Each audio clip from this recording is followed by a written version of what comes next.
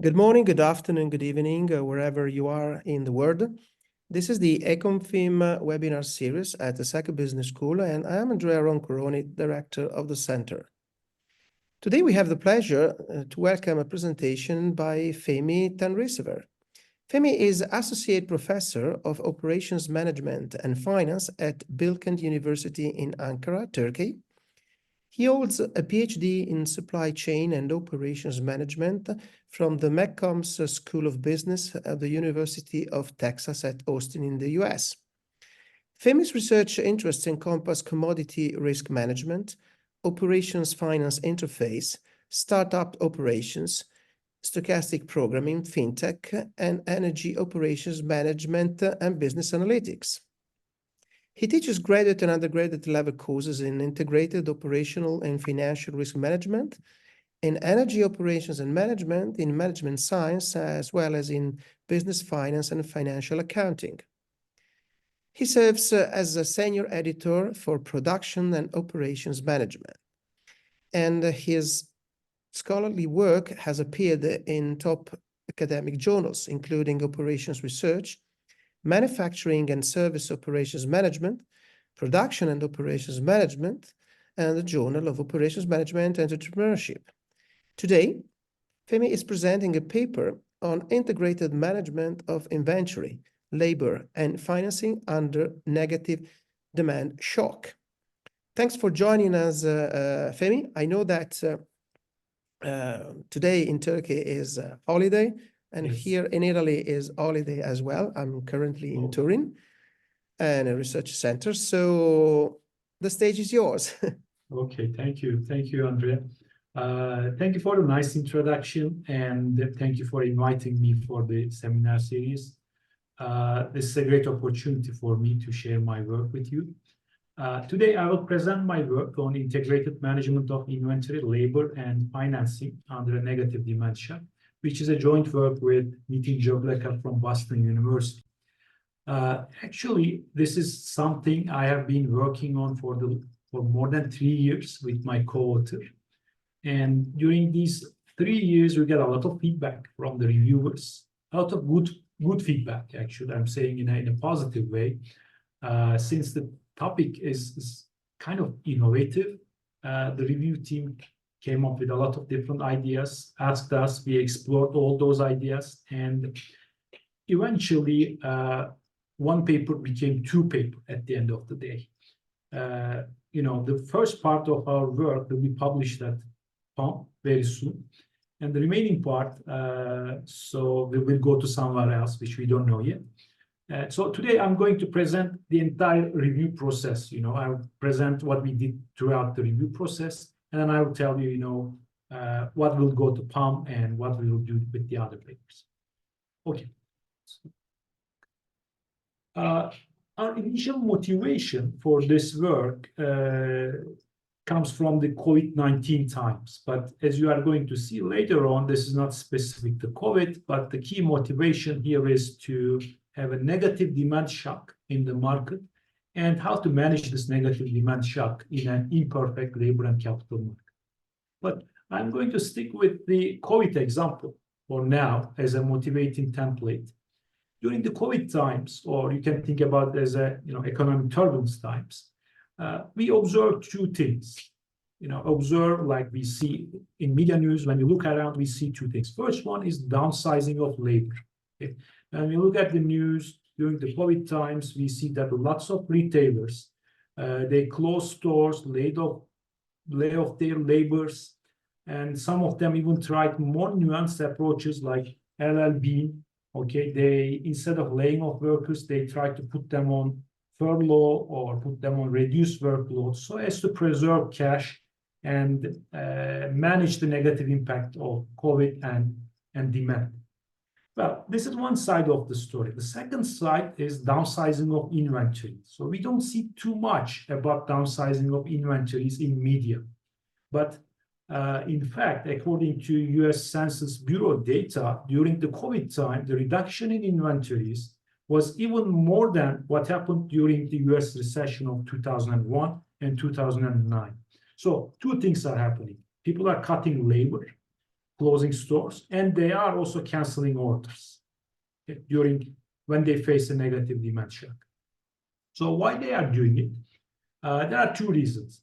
First reason is to maintain profitability. And the second one is to manage financial distress. Lots of firms, again, during this process, like very famous ones, JCPenney, tailored brands, they filed for bankruptcy, which couldn't manage the negative shock due to reduced demand. And what government did, so this was what is happening from the firms, retailers' point of view. But during the COVID times, governments also tried to help, policymakers tried to help the companies in different ways. One intervention, which was quite famous during in the United States, was the CARES Act, Coronavirus Relief and Economic Security Act. Basically, the idea is to interfere with the capital markets so that small firms can receive cheaper funds, up to 2 million, with long repayment plans, and they can use this money to pay fixed debt, payroll, accounts payable during the COVID times. Well, the second dimension of intervention was targeting labor markets, which we didn't see, which we don't talk too much in operations management, but we have experienced policy actions like shared work unemployment compensation program, which allowed the employees to receive a portion of their unemployment insurance benefits while working reduced hours instead of getting laid off. And this was in the US. In UK, government tried to help the firms with paying their furlough costs. So when you put the workers on furlough, the government told the companies that I'm going to cover 80% of your furlough costs. So the idea here is, rather than laying off the workers, government is trying to help the companies, so you try to keep them, or you put them on furlough rather than terminating the job completely. Okay, so to summarize, what is happening? During an economic shock, this may be COVID or this may be an economic turbulence, okay? Firms are facing, this creates an hourglass, okay, with the belly representing the survival path. The size of the survival path is determined by capital and labor market frictions. The more frictionless the labor market, capital market, it becomes harder for the firms to survive. And in order to go through this path of survival, what the companies did was they tried to scale down labor, scale down inventories, preserve capital, preserve profitability, and then they tried to, when they survive, when the recovery comes, when demand recovered, they need to scale up labor and inventories again. So one of the key issues was, if you scale down too aggressively, okay, you may not be able to scale up. Okay, and how much you need to scale down, scale up, that is somehow determined by the frictions in the market. And the government interactions, what government is trying to do is, like with the CARES Act, they are trying to push this bottleneck up. And with furlough support, they are trying to push this one down so that the survival path becomes wider. Okay, to summarize, what are the key model dynamics here? I'm facing a demand shock, a negative demand shock, and it's a temporary shock. This is important because during the COVID times or other economic turbulences, sometimes the demand shocks are permanent.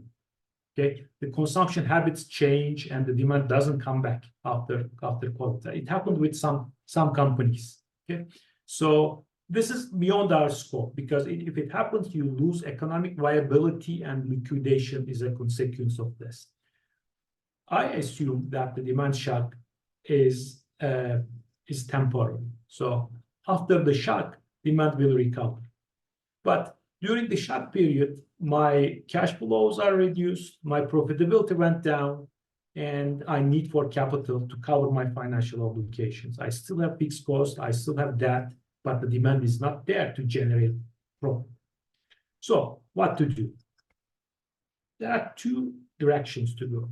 One is to go and get external funds, which are expensive due to capital market frictions. The second direction is to generate internal funds by scaling down operations. And this is what we observed during the COVID times.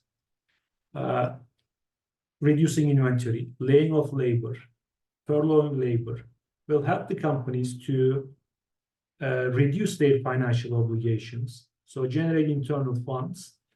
But like trading in the financial market, labor market is also subject to frictions, which I'm going to explain in a couple of minutes what I mean with labor market frictions.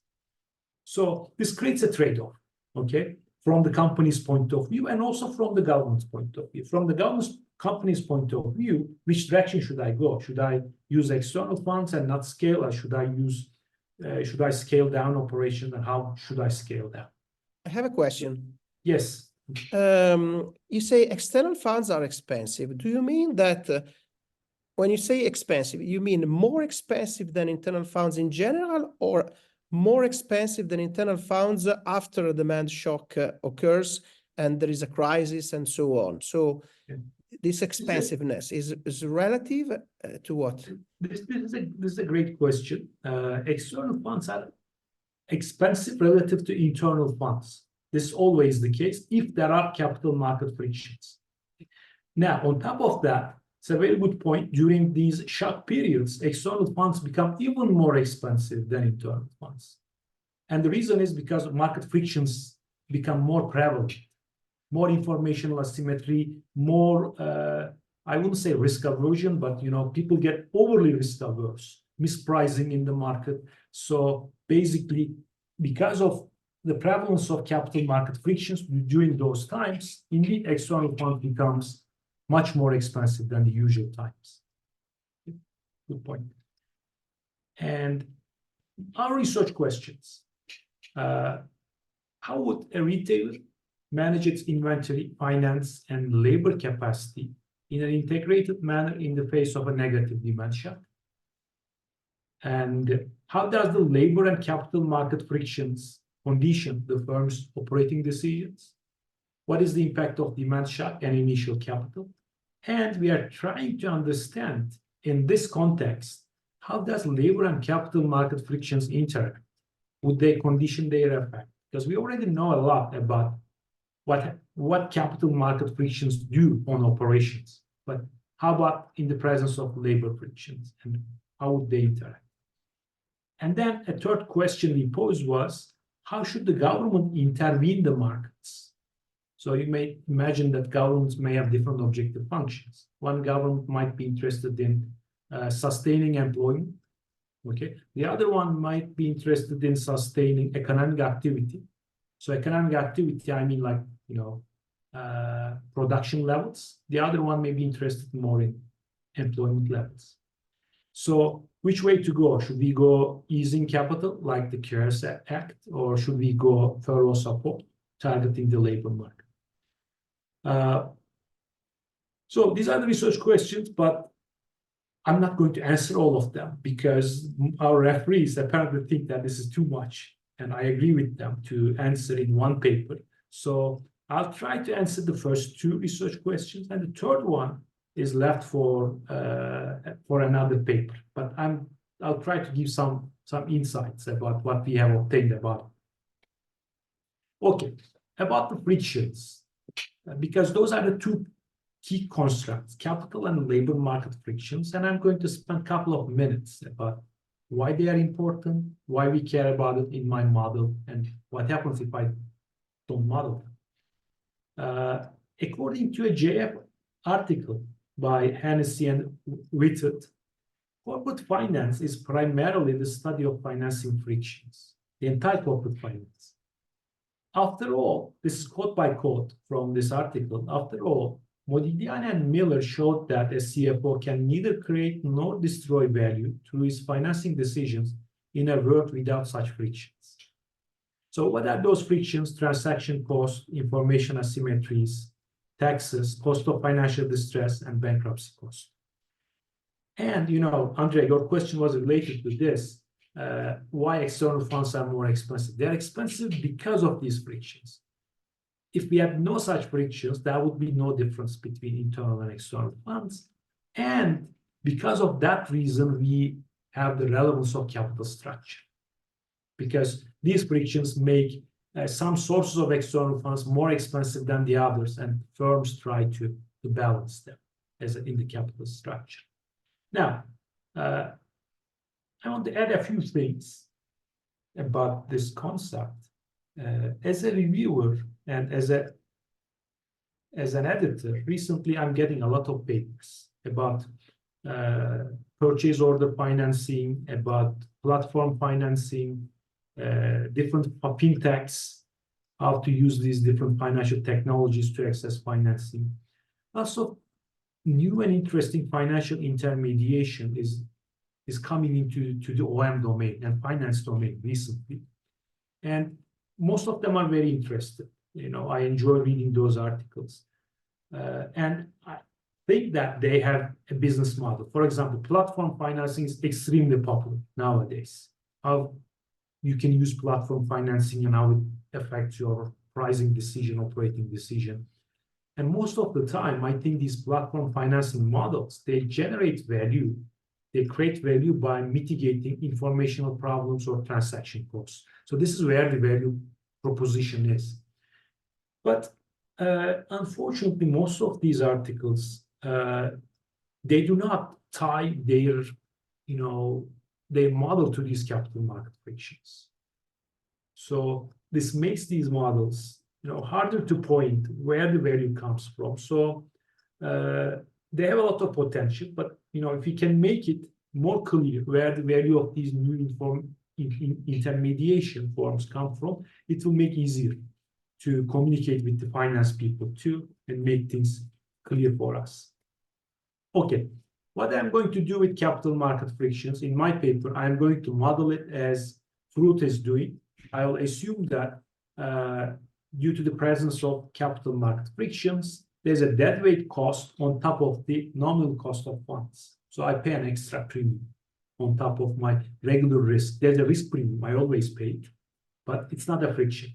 Okay, so if my risk premium is 5%, in the presence of frictions, for example, information asymmetry, the financial provider will ask for 8%, 9%, more than my risk premium. Pure risk premium, let me put it this way. Okay. So I will keep this formulation. And then let me say a few things about the labor markets. Interestingly,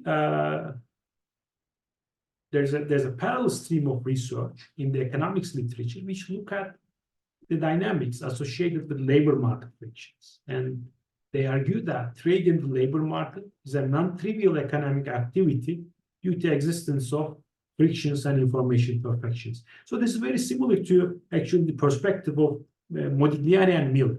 Okay, if we didn't have any frictions in the capital market, trade in the capital market will be a trivial activity too. It wouldn't matter where you get the financial resources. So there's this famous DMP model. They model these labor market frictions, which I'm going to talk a little bit more in a couple of minutes. And they provide an explanation for unemployment in the market, which received a Nobel Prize in 2010 on this topic. So the key point of the model, when there are heterogeneities and when there are costs associated with acquisition of information about where the jobs are, where the workers are, firms and workers find it necessary to spend resources to find productive job matches. Essentially, I'm going to follow this DMP model, and I'm going to model these frictions, labor market frictions, as a multiplicative premium over the regular cost of maintaining labor. So these costs, I think the most obvious cost comes into everybody's mind is firing and hiring a worker is costly. Okay, there are direct costs. When you fire someone, you need to pay extra compensation, and when you need to hire, there's obvious training and extra administrative costs. But on top of that, when you fire a worker, it may also result in significant lost tacit knowledge. In certain industries, building this tacit knowledge can take years, and losing such a valuable worker is very costly to replace that worker again. There are costs for training labor, and there are opportunity costs we pay for lost demand or customer goodwill during the period when we are replacing the old labor with a new one. Okay, here is the model. I'm going to capture these dynamics. I have a two-period model, a stylized two-period, where I'm going to begin operations at time 0 with initial capital Y0, labor L0, and inventory Q0. Then I'm going to observe a demand shock. Okay, the size 0 is my demand during the shock period, which I'm assuming that significantly below the regular level, so that compared to this shock, I have a lot of labor and inventory on hand. Yeah, this is something like what happened with most retailers during the COVID times. After observing the shock, I need to decide my labor level. Okay, I have too much labor here. I'm going to scale down labor to some level. Some of the labor will be laid off. Some of them will be put on furlough. So L is the furlough amount. And I'm going to place new orders for the next period. I assume a delay in the inventory process, inventory ordering. When I come to time 1, which is the end of the shock period, I collect revenue, pay for labor, pay for orders. And if I have financial shortage, okay, I refinance. I assume that you don't go bankrupt, but you can refinance by paying a deadweight cost. Then I embark into my recovery stage with my initial stage here. I observe the demand. Demand recovers back to regular level, but this is stochastic again. And then I reoptimize my inventory labor level to meet the demand. So there's no reordering of inventory here because it's a two-period model. There's no, again, a second resale period. So I only decide labor level, but no new order. So now I take this model and I put it to a mathematical form. I begin with the recovery period to write the mathematical expression and to explain you the notation. My profit function is pi 1 at the beginning of the recovery period. This is my state variables in my inventory, current labor, and observed demand. I decide my labor level, okay, given this state. So R1 is my revenues. So this revenue function tells you a lot about how I am modeling labor in this problem. So this is like a news vendor, like revenue function. P is the sales price, Q1 is quantity, Psi1 is demand, and this is my labor. So beta is labor productivity, which tells me one labor can facilitate the sales of X units of goods, beta units of goods. So basically labor is like a capacity constraint on exploiting demand. So if I don't have any labor, if labor is 0, I cannot exploit any demand. If labor is infinite, okay, this becomes an inventory, news vendor problem. Well, this is one way to model labor.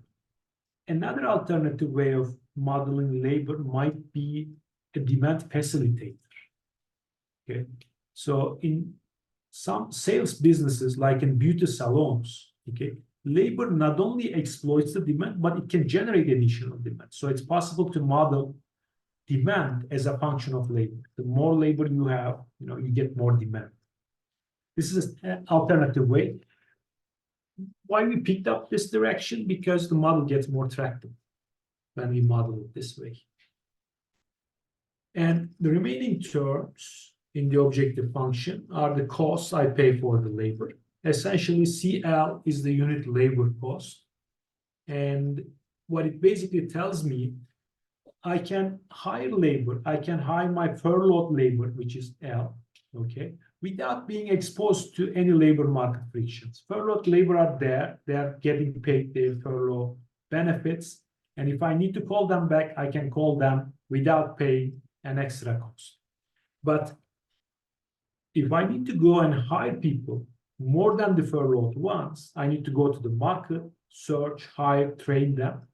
Then I pay this alpha extra cost for the excess amount.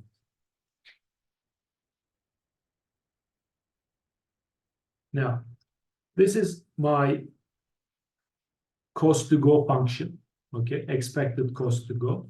And then I go and formulate my problem at time 0 now, at the beginning of the shut period. At the beginning of the shut period, okay, my state variables are Y0, L0, and Q0. And I decide how much to order again, how should I scale down labor, and how much to furlough. Okay. F is my unit furlough cost. CI is the unit cost of inventory. This delta is the capital market friction. Actually, it's a deadweight cost I am paying for every unit I go and financial shortage. So this Y1 hat is how much financial shortage I have. Okay, for each unit, I pay a deadweight cost for this amount. So this is basically borrowed from the fruit paper. This is not interest rate, by the way. This is a deadweight cost I pay for using external funds.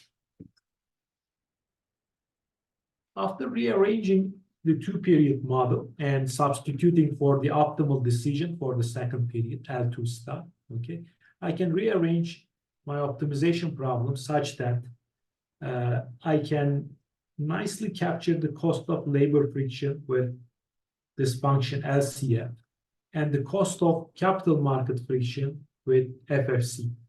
Basically, whenever I set these frictions to 0, and I'm going to do it in a couple of minutes, okay, the problem becomes trivial, which you will see. Okay, what is the optimal decision for the second period? We see that there are two possibilities. If the profitability is high, okay, I am going to hire new labor to meet the demand. The profitability is, if the profitability in the second case is between this two range, this range, then I'm not going to hire new labor. So in this paper, I will focus on this scenario, assuming that profitability is sufficiently high so that the capital market friction, labor frictions doesn't prevent me from hiring to meet the demand. So actually during the review process, people asked us to do it for the second one too. We did it and we didn't see any major difference. Okay, I will start analyzing the problem with the perfect market case. When there are no frictions, no labor, no capital market friction, then what am I going to do? In such a market, and there's no bottleneck, okay, no survival bottleneck, what happens?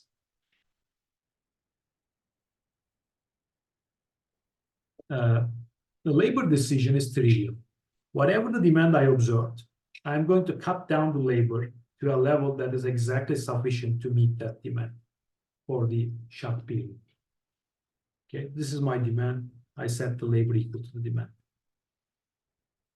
And for inventory orders, okay, I place my unconstrained news vendor solution. So I don't scale down inventory at all.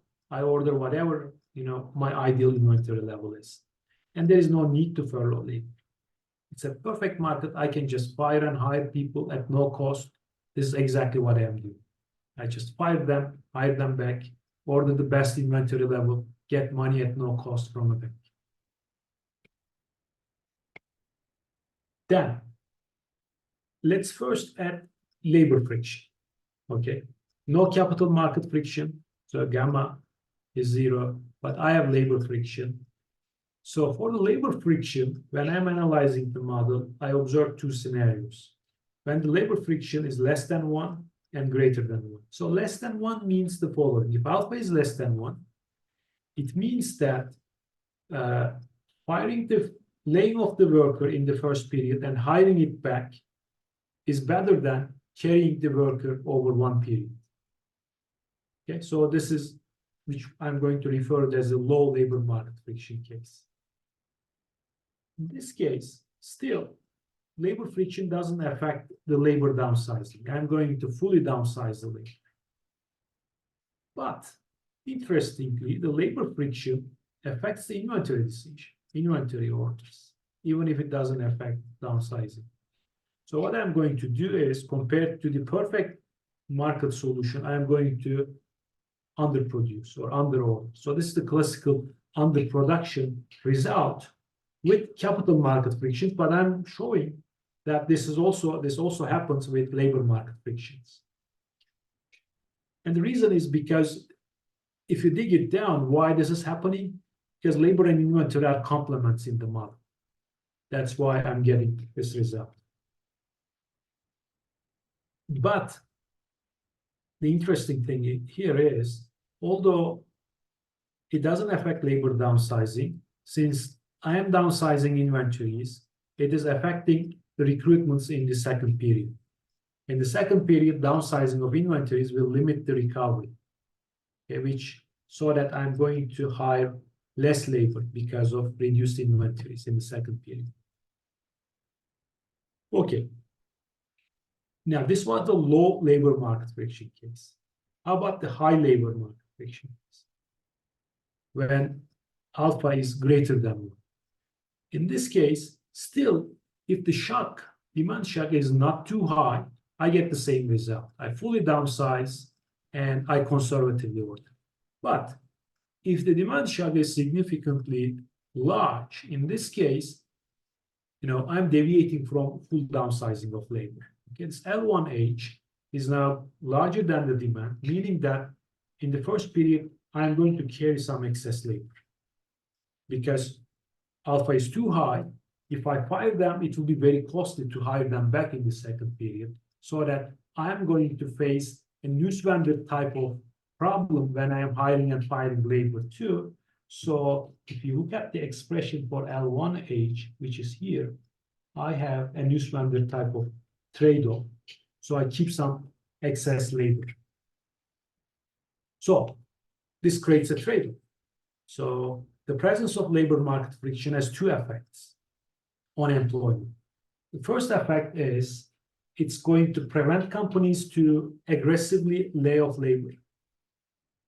But it's going to let them more aggressively downscale inventory. So in the first period, I'm going to have more labor, but for the coming period, I'm going to order less.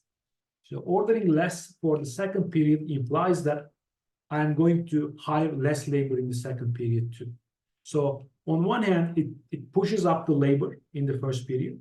On the second hand, it pushes down the labor in the second period. So in total, what happens to the total paycheck? Okay, I'm going to show some numerical results on that later on. Okay, this is a summary slide which just summarizes everything about the effect of labor market friction. I'm going to skip it. Now, what I'm going to do next is I'm going to add capital friction too. So far, I only had labor market frictions. Now, in Theorem 2, I have both labor and capital friction. But I, again, begin with low labor market friction case. Here, I still have same result, full downsizing of labor and ordering conservatively. But if the demand shock is significant, then if I look at the definition of order quantity, both types of frictions starts to affect the results. So in a way, what I observe is as the demand shock increases, okay, demand goes down, first, the labor market friction becomes operational on the inventory decision.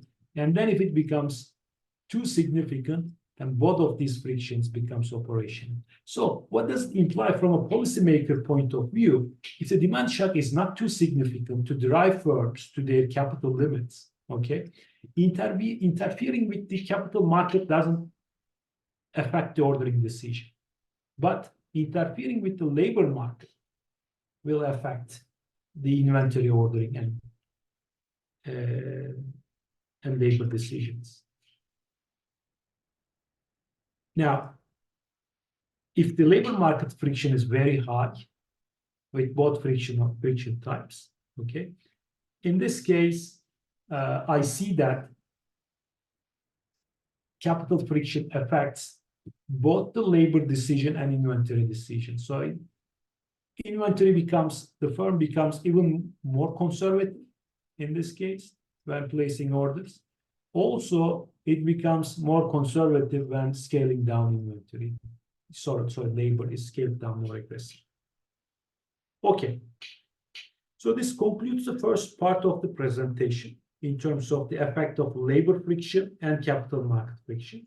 And this slide is basically a visual representation of the effect of these two types of frictions.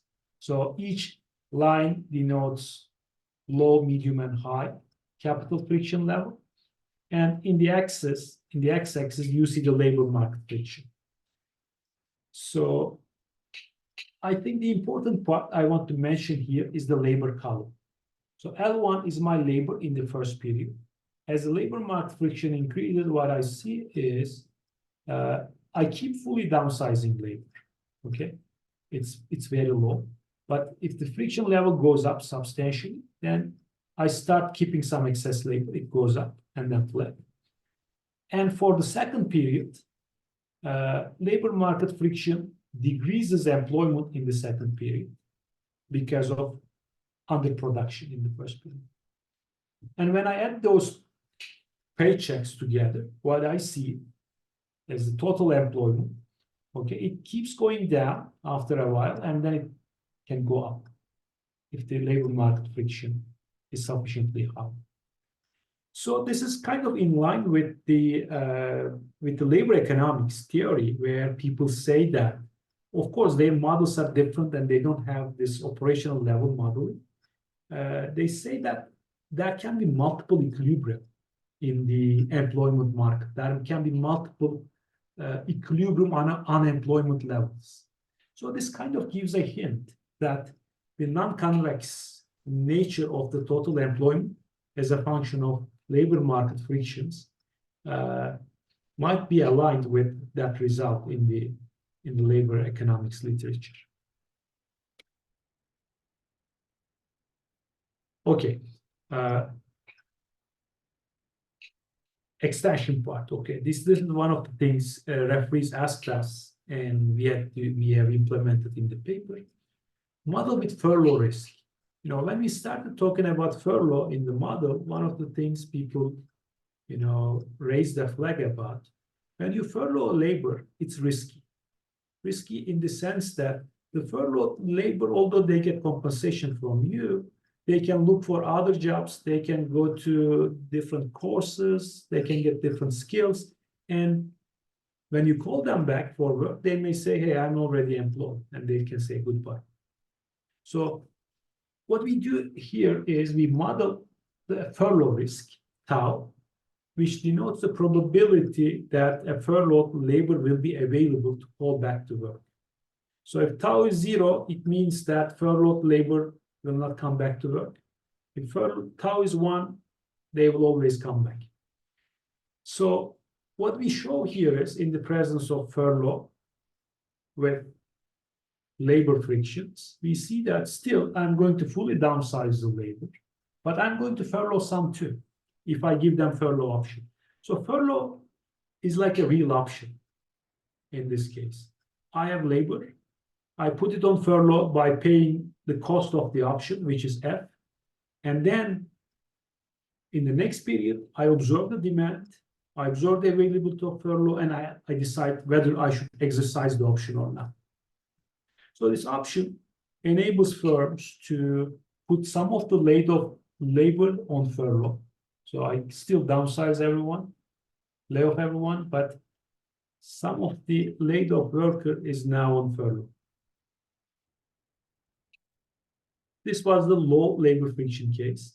In the high labor friction case, it's quite complicated, actually. There are many scenarios which we had identified based on the level of labor friction and furlough risk. So when the friction level is low, relatively low, and the return probability of the labor is low, then I don't furlough anyone, but I keep using excess labor.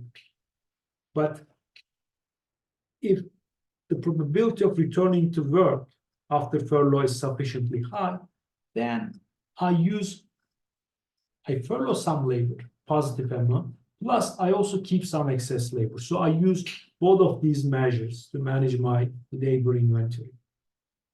If the shock is not too high, then again, I rely on only furlough. Okay, the other cases, essentially, when the tau is high, essentially have the same insights. The key point is, if the shock is significant, I'm going to use both of these measures, both furlough and excess labor, to manage the inventory decision. Okay, I'm about to wrap up, just 2-3 minutes. This is a summary of my results. I begin with the perfect market. Okay, perfect, no capital friction, no labor friction. I fully downsize my labor and I order my first best inventory level, no furlough. When I introduce labor market frictions, okay, what happens is I still keep full downsizing labor, but I'm going to underinvest in inventory. But if the friction level is high, labor friction level is high, then I'm going to carry excess labor. I'm not going to fully downsize, but I will keep underinvesting. With the furlough option, what happens?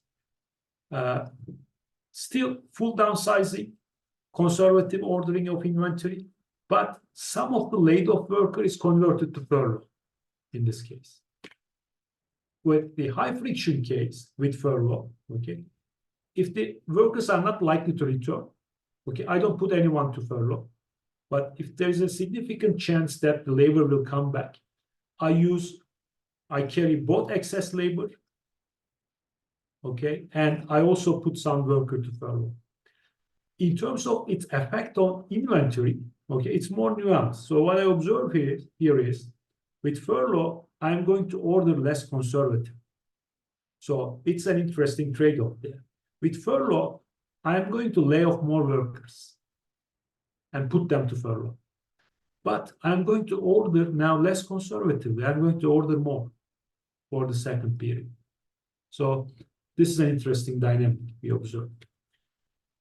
Now, on top of this, if I add capital market frictions, I observe that firm becomes more aggressive in downsizing labor and inventory. It makes these results more emphasized.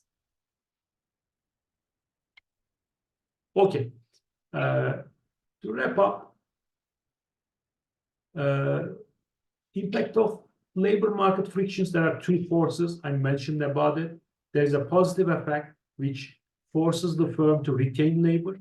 There's a negative effect due to reduced inventory levels, which pushes down the employment. And the net employment effect of labor market frictions, as I have shown numerically, it is non-monotone, it can go up or down. Furlough makes the firm more aggressive in ordering and more aggressive in labor downsizing. And who benefits from the furlough? We did some numerical analysis on this.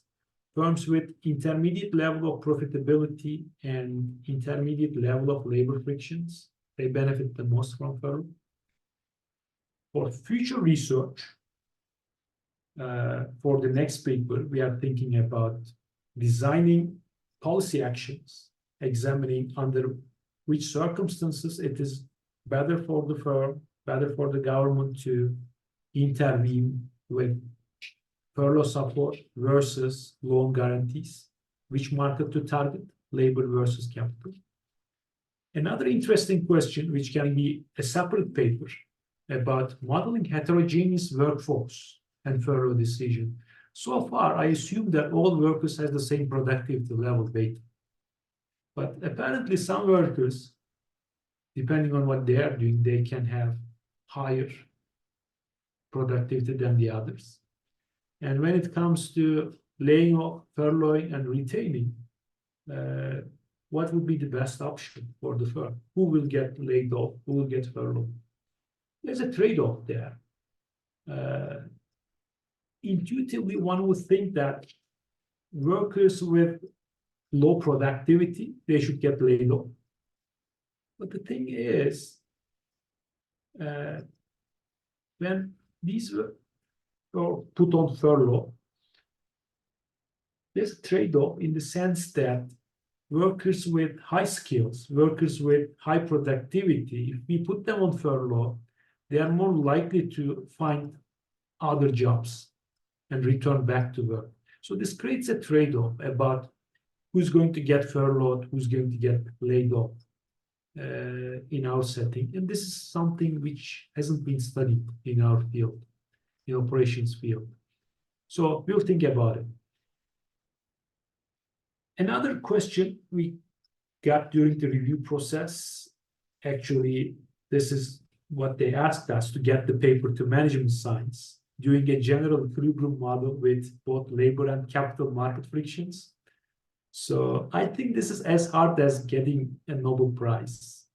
So because each model, well, there's a general equilibrium model for capital market frictions, Modigliani-Miller, and the DMP labor market friction model, which get another Nobel Prize. And combining those two frictions together in a general equilibrium, I think it's challenging, but if someone want to try, that's, I think, possible to try, but not easy.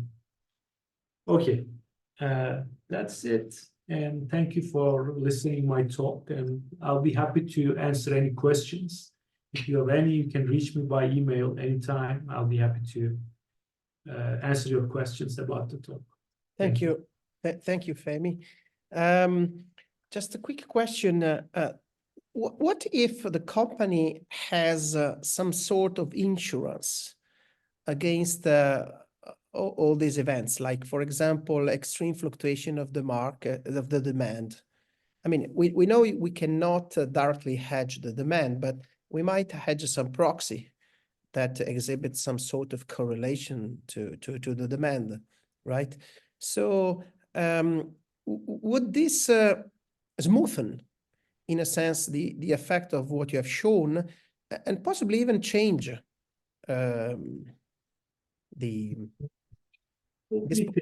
if I have, suppose, well, in certain cases, yes, it's possible to write an insurance, right? So let's say I bought an insurance, hypothetically on the demand.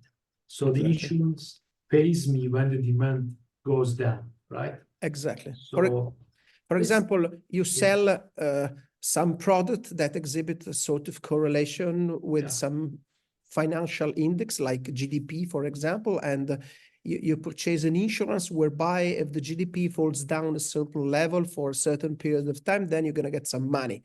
And you might wish to use this money in order to avoid the excessive changes into these. So you may make your system more robust, in a sense, or perhaps even more resilient. Yeah. So the answer to your question, Andrea, if there are no capital frictions, okay, what will happen is I'm going to just exercise the insurance, get the money, and keep doing what I am doing without. So one of the things I didn't put in my slides, in a Modigliani-Miller perfect capital market scenario, risk management is irrelevant. So without such frictions, buying insurance versus not buying insurance will not affect anything. Why? Because when the demand goes down, okay, so I'm out of capital, I'm going to get it from a bank, no problem. So also, when the insurance is priced, the expected benefits will be priced in such a way that the amount I pay for the insurance will be exactly unexpected, equal to the benefit of the insurance. So I'm not going to generate any value because of this perfect market pricing scenario. But if there are frictions, okay, then this is a different scenario. Then it makes sense to buy an insurance for a couple of reasons. One reason is when you buy the insurance, okay, it will protect you from external financing costs. Why? Because if the insurance will pay you, and I don't have to go and get money from the bank, which is expensive. So this is one way. So it will ease the effect of capital market friction and make for me easier to go through the survival path. And it may have other implications on labor dynamics. So there are labor market frictions, and maybe I'm I will not need to fire workers to Yeah. generate internal cash to do insurance. So the insurance in that case may also help the firm to retain workers. So it may have employment implications. Sure. Otherwise, you need to scale down operations to preserve cash. So this is a good point. It's interesting. So you can say, does business insurance, how does business insurance affect employment? Because I can imagine how it will affect inventory. I know inventory levels will go up. So this is known in the literature, but its effect on employment would be, I don't know what to say. You know, I don't know how it is studied in the literature. So it might be interesting to look at it from that point of view. So, Okay. good point. Thank you very much, Fehmi. Thanks. Thanks for your presentation. So just a message, an informational message to those who will see this video. The next and last speaker for this academic year will be René Caldente. He will present a paper on financial hedging of operational risk constraint, general framework, on Tuesday, May 21st. Okay. At 9 p.m. CEST, which is the Paris time zone, in order to cope with the US time zone. Okay, great. Thanks a lot. Okay, thanks, Andrea. I'll share the slides with you.